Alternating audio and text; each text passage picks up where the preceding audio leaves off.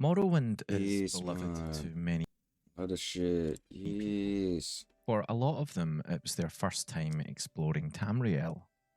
But, like all Bethesda RPGs, it has the capacity to be unpredictable and, at times, pretty spooky.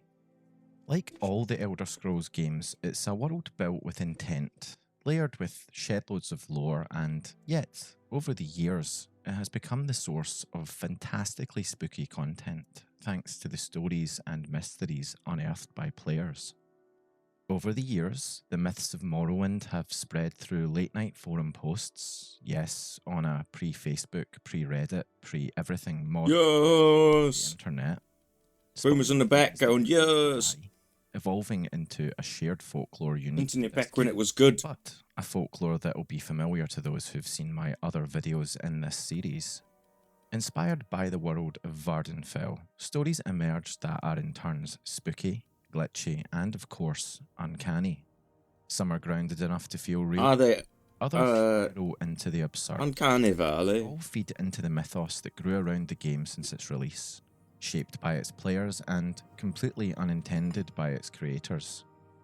For anyone who's played the game, it's clear that Morrowind carries its own flavour of mystery even without the addition of player speculation, often leaning into the eerie and the surreal.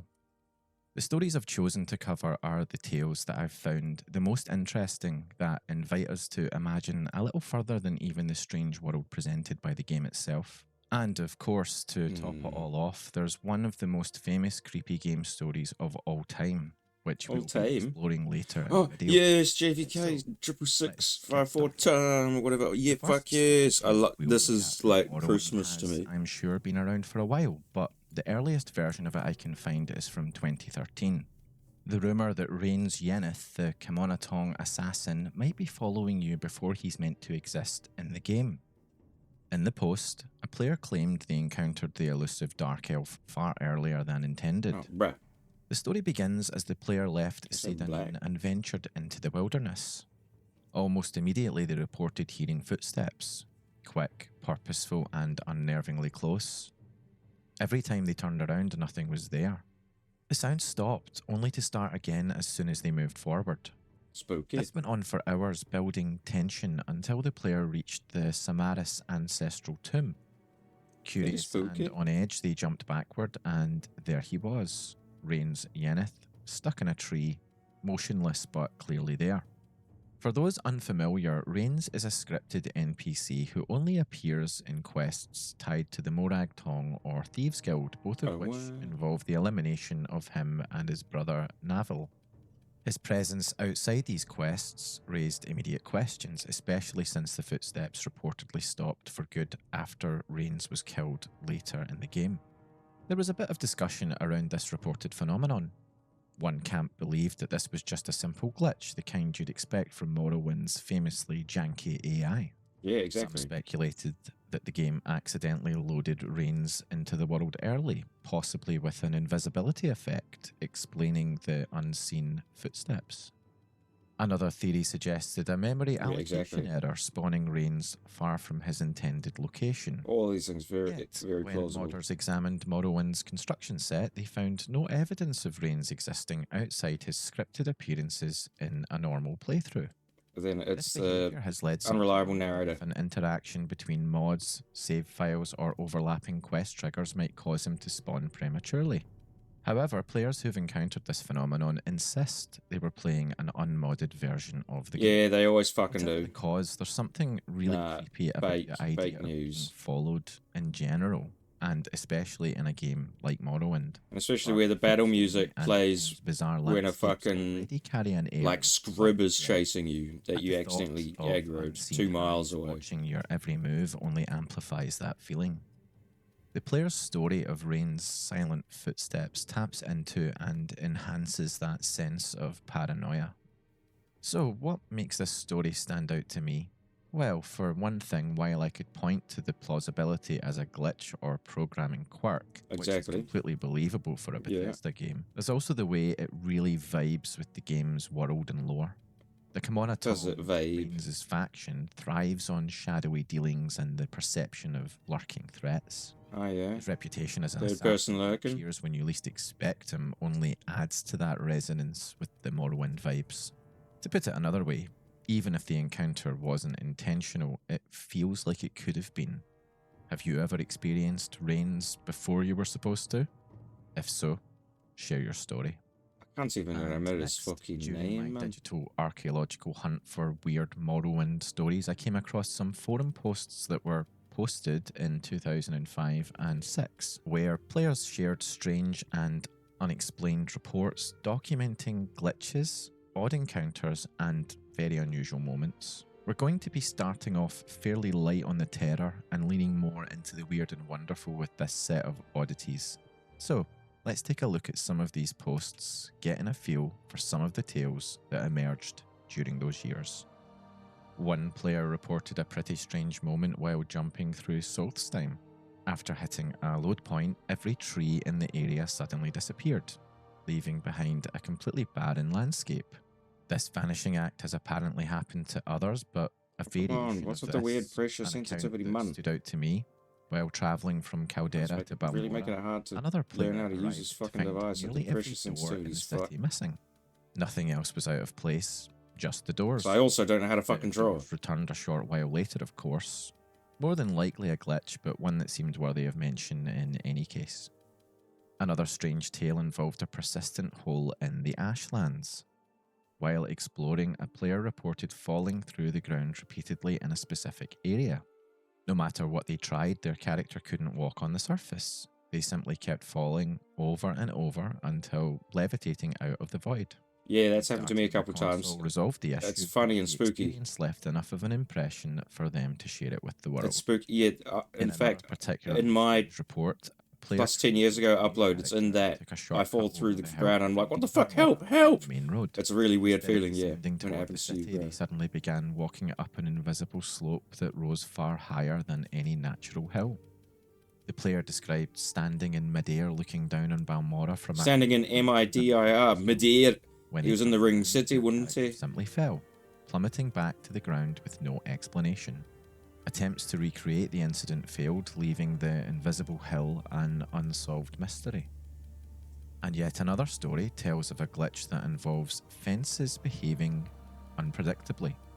One player recalled jumping onto a fence and becoming... The collision is fucked. Yeah, the collision is so fucked. Struggling, they were launched into the air with such force that the character never came down. That's amazing. Player returned to the game, only to find their character still suspended, drifting endlessly in the void. Oh my god, man. Glitch, and it wasn't hours later that unreliable narrator, all of the creepypasta is unreliable narrator. To load, the typical splash screen would sometimes be replaced with a stark white background displaying the letters HDI in large, crude text resembling spray paint. No one knows why this happens, but the randomness and weird presentation totally piqued my curiosity. When trying to dig further, I couldn't for the life of me find an image or video of this online anywhere. Either I'm incredibly unlucky or I couldn't see something that was staring me in the face. If you happen to know where to find evidence of this, let me know. Next, we're going back to the mechanics of the game world. Morrowind's interior cells sometimes hide cracks in their geometry, tiny, hard-to-see gaps that allow players to step out of bounds. One player described walking through a wall in a Morag-Tong building in Sadrith Mora, only to find themselves on an infinite plane. The plane mirrored the colour of the fog from the area they'd left, and yeah, that's always move freely. Jumping caused them to fall endlessly. Yeah, I also have a separate video of that and the site of that feature. How long it takes to fall with 9999 acrobatics. For our next, no pun intended, noteworthy tale. Yeah, you're gonna give me something hard, bro? A rare and completely bizarre bug tied. Apart from your fucking knob, mate. Something seemingly mundane triggers a message reading, "Name, it broke. Please fix it." Yeah, that's obviously... The game crashes to the desktop. Yeah, that's obviously... Involved combined with the cryptic message left. That's not a cryptic message, bro. That's a... Easter egg or a forgotten developer note. That's a developer note, obviously. Unfortunately, I couldn't find any actual evidence for this anyway. But also, that one's just fucking fake news, probably, isn't it? Fill in the gaps if it's something you've encountered. Moving on, one of the most dramatic glitches that I found reported, and I don't think this is hyperbolic, involves Vivek and the Ministry of Truth. A player reported that they had killed Vivek and stepped outside only to witness the floating moon suddenly plummet to the ground. Nah, that's complete fake news. Complete fake news. The game crashed. Leaving the city oddly intact. Nah, this is so... Where are the screenshots then, Dick? Where are the screenshots then? But the symbolic moon was gone.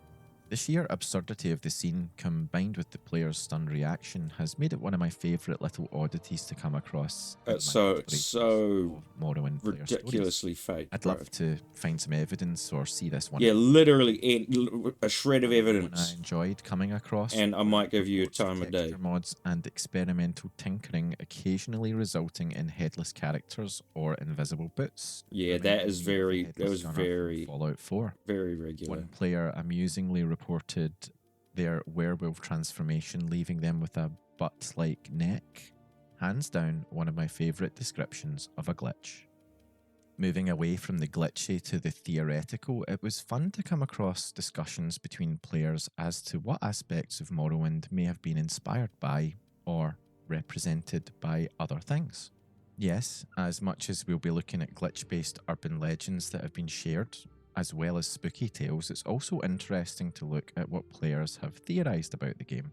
The Elder Scrolls series has absolutely earned its reputation for intricate world building, and Morrowind is often celebrated by some fans as the pinnacle of this narrative achievement.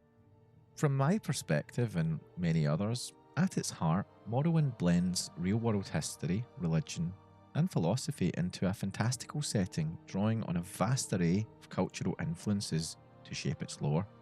These connections conspire to create a setting that feels simultaneously alien and very human, a weird juxtaposition, but it works. Discussions across communities like r/TesLore and r/Morrowind have seen players come up with some fascinating parallels between Morrowind's lore and real-world histories, including Islamic traditions, Hindu philosophy, Sumerian civilization, and even biblical narratives. One that stands out to me lies in the dynamic between the Ashlanders and the Great Houses. The schism between the two groups runs deep, rooted in cultural and philosophical differences that have parallels in real-world history. Some have drawn comparisons between the Ashlander tribunal conflict and the Shia-Sunni divide in early Islamic history. Much like the Shia reverence for Ali and Hussein, the Ashlanders hold Nerevar as a betrayed, divinely chosen leader.